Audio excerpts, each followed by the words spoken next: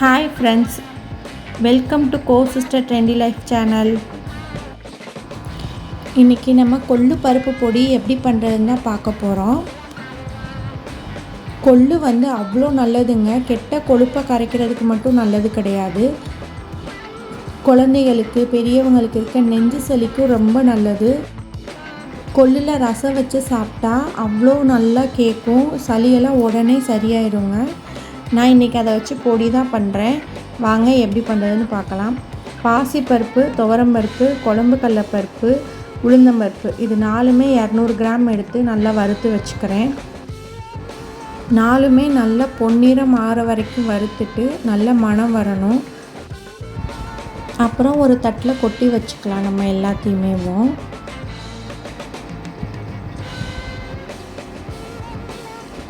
அப்புறம் நம்ம hero of the dish கொள்ளு மட்டும் நான் 1/2 கிலோ எடுத்திருக்கேன்.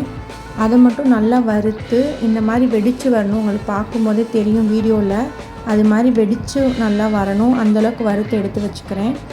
தேவையான அளவு பட்டை வத்தை நான் ஒரு 20 பட்டை வத்தல் கிட்ட போட்டிருக்கேன். அதையும் நல்லா வறுத்து எடுத்து வச்சுக்கலாம்.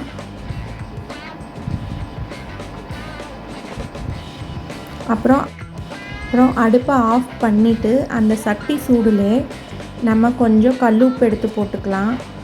அதையும் லேசாக வறுத்துக்கலாம். ஆஃப் பண்ணிடணுங்க, ஆனில் போட்டுறாதீங்க, கருகிரும். அப்புறம் கொஞ்சம் பெருங்காயம் அதையும் போட்டு ரெண்டும் சேர்த்து லேசாக வறுத்து எடுத்து கொட்டி வச்சுக்கலாம். கருவேப்பிலை கொஞ்சம் தேவையான அளவு நிறையா கூட போடலாம், உங்களுக்கு எவ்வளோ தேவையோ அந்த அளவுக்கு போட்டுக்கோங்க. அதுவும் நல்லா வறுத்து எடுத்து வச்சுக்கலாம். சலன்னு வரணும் நல்லா இந்த மாதிரி. அதையும் தனியாக கொட்டி வச்சுக்கலாம்.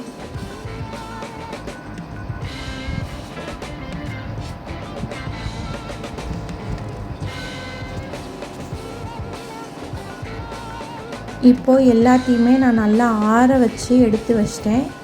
இப்போ கொஞ்சம் கொஞ்சமாக போட்டு மிக்சியில் அரைச்சி எடுத்துக்கலாம் நம்ம.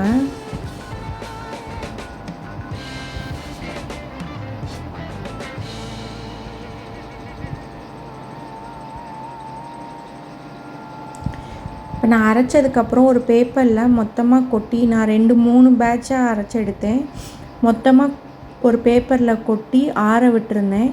ஆறுனதுக்கப்புறம் நம்ம பாட்டிலில் ஸ்டோர் பண்ணி வச்சுக்கலாம்.